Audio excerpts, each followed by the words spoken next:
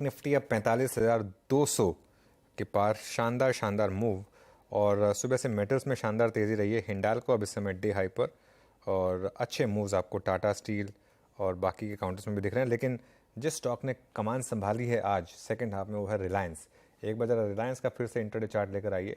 और अगर आप निफ्टी का कंट्रीब्यूशन प्लेट देखेंगे तो वो सुबह से थोड़ा फ़र्क, इनफैक्ट काफ़ी फ़र्क, सुबह रिलायंस का नामो निशान नहीं था कंट्रीब्यूशन में, और अब रिलायंस नंबर 1 की पोजीशन पर 42 पॉइंट्स का कंट्रीब्यूशन आज रिलायंस की वजह से।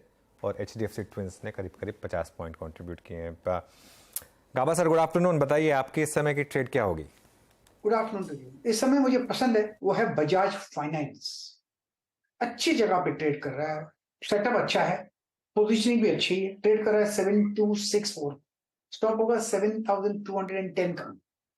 टारगेट मुझे लगता है 7400 के नजर आते हैं, तो यहाँ से गुड 140 रुपीज पॉसिबल है। हो सकता है ये स्पिल ओवर कल तक हो, लेकिन यस, बजाज फाइनेंस पर ध्यान देना चाहिए on the long side. Okay Prakash sir की बजाज फाइनेंस कॉल है एट 7267। ये सुबह भी अगर आप देखें पहली या दूसरी कॉल्स में शामिल थी। मेरे ख्याल से कविता जी की कॉल थी। और जो अनुल जब उल्लेख रिलायंस इंडस्ट्रीज कर रहे थे, याद रखिएगा रिलायंस इंडस्ट्रीज 2607 पे अब एग्जैक्टली अपने CY23 के हाईएस्ट क्लस्टर पे आके ट्रेड कर रहा है। अभी जस्ट एक डेवलपमेंट हुआ था तो मैं स्क्रीन पे रख रहा हूँ यहाँ पे। मानस, गुड आफ्टरनून, आपका conviction trade. Good afternoon Virendra ji. देखिए, हिंडाल्को में खरीदारी करनी है। हिंडाल्को में करीब 4-5 दिनों में हमने बहुत ही बढ़िया रिकवरी देखी। आज मॉर्निंग में 100 डे मूविंग एवरेज ब्रीच हुए थे और अब स्टॉक ने अपने 200 डे मूविंग एवरेज को भी ब्रीच कर दिया है। इसलिए हिंडाल्को में खरीदारी करने की राय रहेगी। 424 का आपको स्टॉप लॉस लगाना है, ये कैश लेवल्स हैं। और ऊपर की तरफ 440 तक के टारगेट देखने को मिल सकते हैं। ऑप्शन में ट्रेड लेना हो तो 430 का कॉल ऑप्शन लिया जा सकता है। 14 रुपीज के आसपास ट्रेड हो रहा है। वहां पे 11 रुपए के स्टॉप लॉस से 20 रुपए के टारगेट के लिए खरीदारी की जा सकती है। ओके, तो ये फिलहाल आपके लिए 440 के लिए एक मौका मानस दे रहे हैं हिंडाल्को में तेजी करने का, या तो आप 430 का कॉल भी खरीद सकते हैं। ये है फिलहाल आपके लिए विकल्प हिंडाल्को में अगर ट्रेड लेना है। मेटल्स में अच्छी तेजी आज बनी है। शिल्पा, गुड आफ्टरनून, आपका ट्रेड क्या होगा?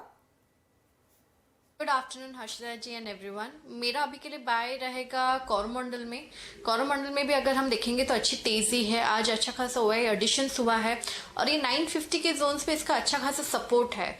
तो आपका स्टॉप लॉस रहेगा 950 का और टारगेट्स ऑफ 980 टू 995। कोरोमंडल यहाँ पर इस समय एक बाय कॉल शिल्पा जी की तरफ से आता हुआ। राजेश जी, गुड आफ्टरनून, आपकी ट्रेड? गुड आफ्टरनून जी। अनुज जी, देखिए नजर वैसे तो बहुत सारे काउंटर्स पे है, लेकिन एक जो काउंटर मेरे रडार पे है वो है भारत फोर्ज। भारत फोर्ज देखिए, परसों हमने एक ब्रेकआउट देखा, आज का दिन थोड़ा पॉज है, लेकिन एट द सेम टाइम ये जो एंट्री पॉइंट है वो मुझे थोड़ा सा यहाँ पे अट्रैक्ट कर रहा है। 835 ये मेरा एंट्री पॉइंट था। सो एग्जैक्टली इसी लेवल के ऊपर ये कंसोलिडेट कर रहा है, तो मेरा स्टॉप लॉस डिफाइन हो जाता है 830 का। और इसका जो टारगेट सेट है वो करीबन करीबन मेरे हिसाब से 870 का बनेगा। सो 865 टू 870 के टारगेट के लिए भारत फोर्ज को बाय करें। ओके, भारत फौज आपकी कन्विक्शन ट्रेड्स में शामिल है और एट 837 टेक्निकल कॉल्स का क्रम यहाँ पे पूरा होता है। उसके बाद हम स्पॉटिंग करते रहेंगे, लेकिन अब एक फंडामेंटल कॉल को पिक करते हैं। शरद अवस्थी जी हमारे साथ जुड़ चुके हैं। Sharad, good afternoon. Markets at all time high, Nifty, bank Nifty auto ने आज काफी स्ट्रॉन्ग मूव दिया। शरद, आप मार्केट्स को कैसे अप्रोच कर रहे हैं और आपका इस वक्त का सबसे स्ट्रॉन्ग कन्विक्शन आइडिया क्या है? गुड आफ्टरनून जी। थोड़ी बहुत करेक्शंस की आप उम्मीद कर सकते हैं, बट मटेरियल में हम कोई करेक्शन की उम्मीद नहीं कर रहे। मुझे लगता है ये बुल रन अभी भी कंटिन्यू होनी चाहिए।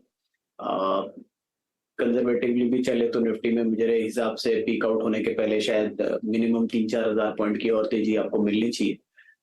तो अभी हमें कोई ऐसा बेसिक मंदी की जगह तो दिखाई नहीं दे रही, तो तेजी करके ही चलना चाहिए। सेक्टर्स के हिसाब से मुझे लगता है ओएमसीज एक काफी अंडर वैल्यूड सेक्टर है अभी भी, और आईटी एक कॉन्ट्रा बेट अच्छी होनी चाहिए आने वाले 6 महीने साल भर के लिए। ये दोनों सेक्टर मुझे लगता है काफी बेटर परफॉर्म करेंगे। बैंक्स तो परफॉर्म करेंगे। और अभी जो काउंटर हम चूज कर रहे हैं वो है वोल्टास। स्टॉक ने ऊपर से काफी डिसेंट करेक्शन देख ली है।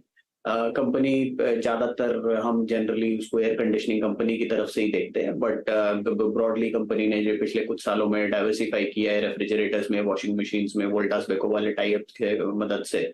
और मुझे लगता है ये सारी प्रोडक्ट्स में जो इन्होंने डाइवर्सिफिकेशन किया है ये भी आने वाले समय में काफी डिसेंटली कंट्रीब्यूट करेगा।